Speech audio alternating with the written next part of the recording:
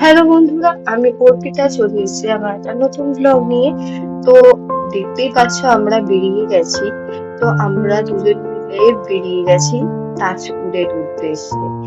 তো আমরা মানে চাঁদপুরে পৌঁছে কি কি করছি না করবো সেটা তো তোমাদের দেখাবো। তো চলো আমরা যাচ্ছি, যাত্রা শুরু করে দিয়েছি। বৃষ্টির জন্য খুব দোনমনোতে ছিলাম, কিন্তু তাও হাজবেন্ড বললো চলো আমরা বেরিয়ে পড়ি। তাই আমরা বেরিয়ে পড়লাম। চলো দেখতে থাকো, আমরা যেতে থাকি। তো আমরা একটু কোলাঘাটে হল্ট মেরে খুব খিদে পেয়ে গেছিলো বলে আমরা কিছু খেয়ে নিলাম।